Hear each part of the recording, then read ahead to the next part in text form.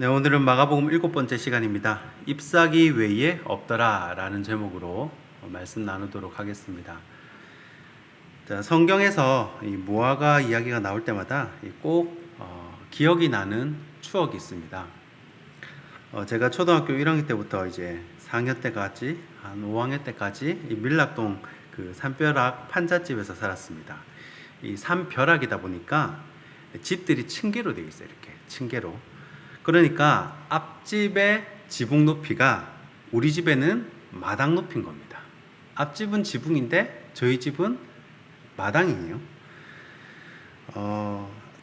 우리 집 앞집이 마당이 딸린 2층 주택이었습니다. 거기에 큰 무화과 나무가 한 그루 있었는데 가을만 되면 먹음직스러운 무화과 열매가 한 수백 개씩 열렸어요. 굉장히 큰 나무였거든요.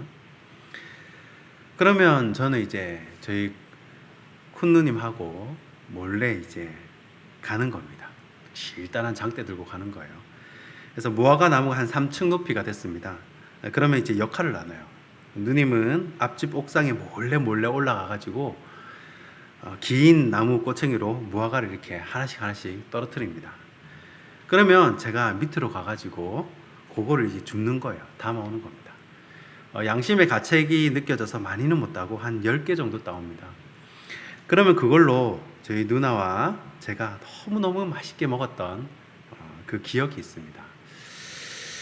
자, 그런데 어느 날 그 집 주인이 우리가 무화과 서리를 한 걸 알았는지 저희 집에 찾아오신 거예요.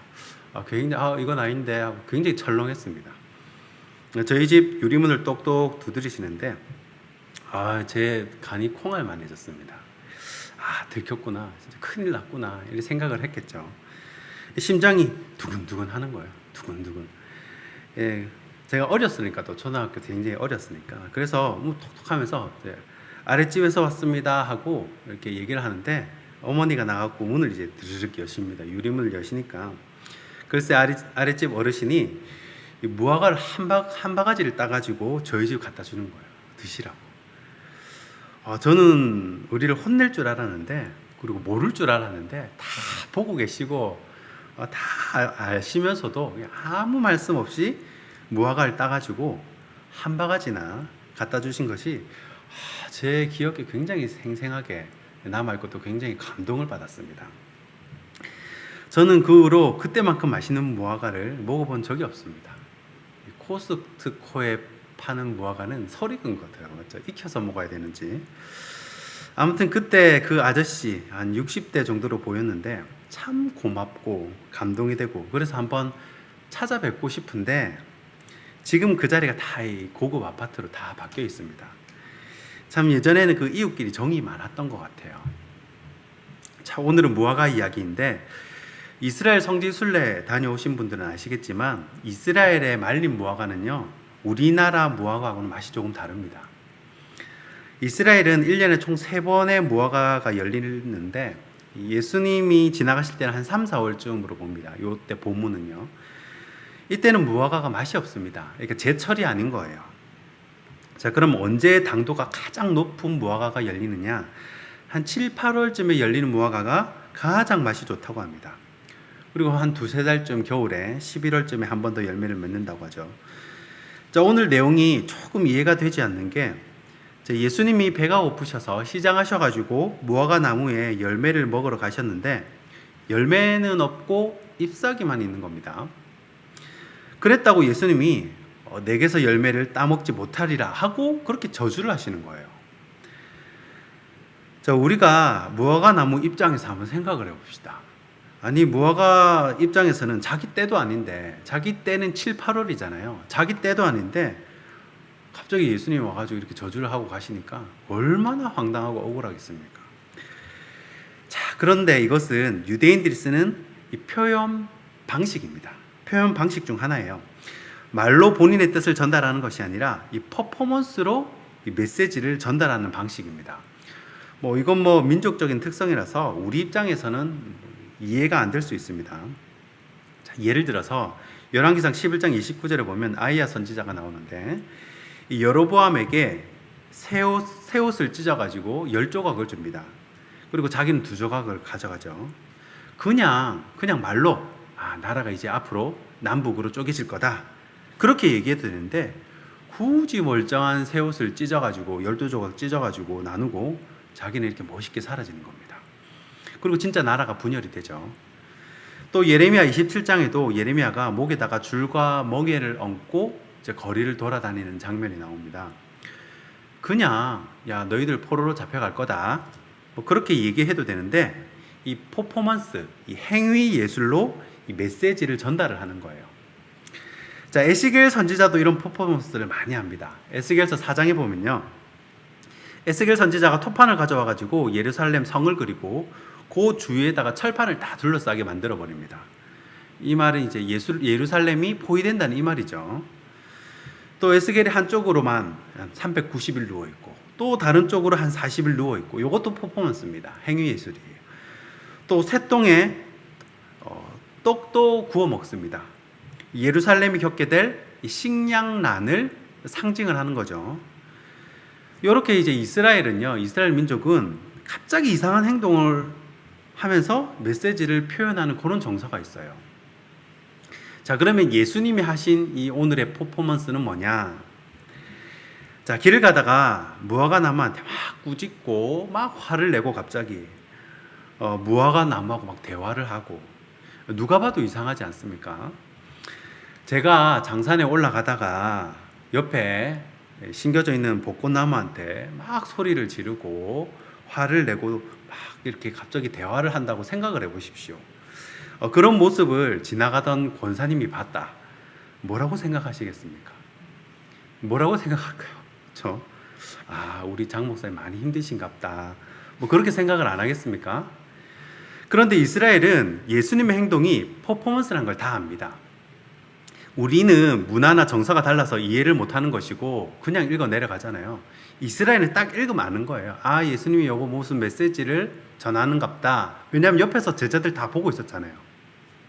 이게 무슨 메시지다라는 걸 압니다. 예수님의 메시지는요, 이 땅에 이 하나님의 성전이 자기 역할을 못하고 열매를 내지 못한다는 그 메시지입니다. 자, 오늘 본문은 유대인들이 잘 쓰는 샌드위치 구조인데 인클루지어라고 하죠. 하고 싶은 말이 어디에 있냐면 가운데 있습니다. 자, 12절부터 14절이 무화과 나무 얘기죠. 보시면 압니다. 그리고 20절부터 25절까지가 또 무화과 나무 이야기죠. 그 사이에 15절부터 19절 말씀이 뭐냐면 성전 정화 사건입니다. 다 엎어버리시죠. 성전 들어가가지고. 왜 그렇게 하십니까? 이 성전의 역할은요, 사람들이 와서 하나님을 만나고 회개하고 기도하고 예배하는 곳인데, 그런 열매를 맺는 것이 아니라 모두 돈벌이만 하고 있는 거예요. 사람들이 제사될 짐승을 가지고 오면요, 이 짐승이 흠이 있는지 없는지 검사하는 사람이 있습니다. 주로 제사장들이 하겠죠. 그런데 멀쩡한 짐승도 어떻게든 흠을 잡아가지고 제사에 사용할 수 없다고 얘기하는 겁니다. 자, 그러면 어떻게 합니까? 성전에서 파는 짐승을 어쩔 수 없이 사야 돼요. 새로 사야 됩니다. 그런데 성전에서 파는 짐승은 굉장히 비싼 값을 받고 파는 겁니다. 흠이 없다는 이유로 폭리를 취하는 거죠. 뿐만 아니라 이 외국에서 오는 그런 디아스포라도 있을 거 아니에요. 그렇죠? 그러면 그 사람들이 이제 올 때 다 외국 돈을 들고 왔는데 그 돈으로 뭐 다 쓰고 할 건 아니에요. 그러면 그 돈을 안 받습니다. 그 돈을 안 받고 이스라엘 돈으로 환전을 해서 이 짐승을 살 수 있게 하는 겁니다. 자, 그러면 그 환전소도 성전 안에 다 있어요. 그리고 돈을 환전할 때 수수료도 굉장히 비싸게 받는 겁니다. 이 제사장들이 이 성도들의 영적인 가이드나 형편을 살피는 것이 아니라 오히려 장사를 하고 있는 거예요. 그러니까 예수님이 무슨 메시지를 주시는 겁니까?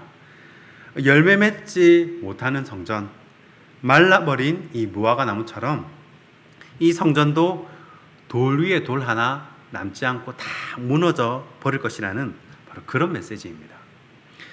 그러니까 말라버린 무화과 나무는 지금 이스라엘의 영적인 상태를 보여주고 있는 거예요. 지금 신앙 상태를 보여주고 있는 겁니다. 자, 15절 말씀을 한번 보십시오.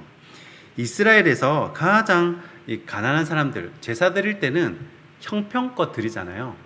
부자, 뭐 중간, 가난한 형편껏 드립니다. 가난한 사람들 뭐 드립니까? 비둘기 잡아 드려요. 비둘기. 그러니까 살 돈이 없으니까 산비둘기라도 잡아서 예배를 드리는 거예요. 그걸 배려거든요, 레위기에.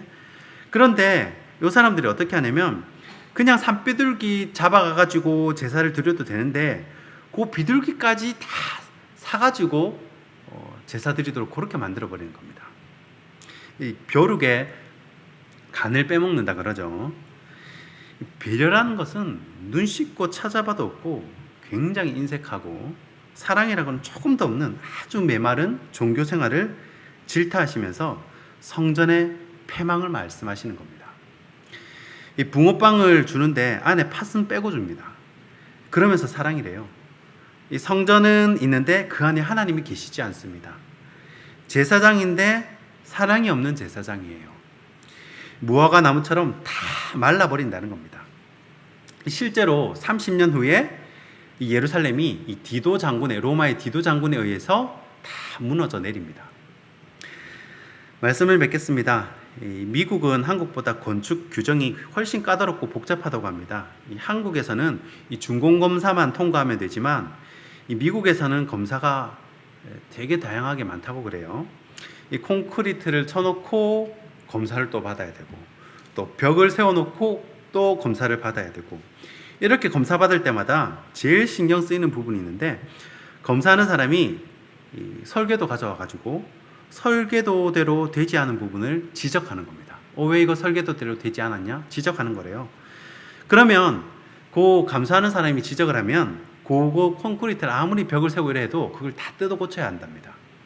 다시 해야 된다는 거예요. 그리고 그 사람들은 타협도 안 되고 뇌물도 안 통하는 사회니까 원칙대로 다 해야 된다는 겁니다.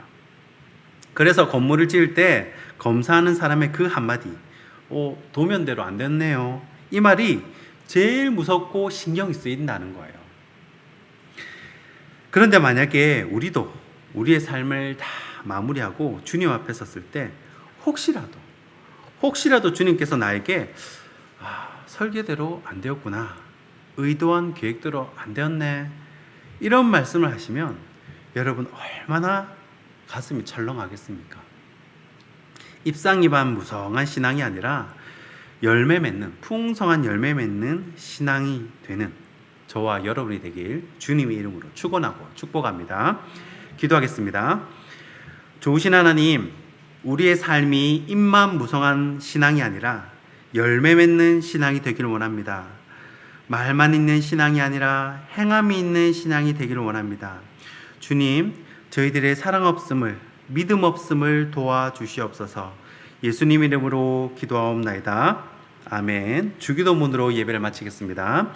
하늘에 계신 우리 아버지여, 이름이 거룩히 여김을 받으시오며 나라의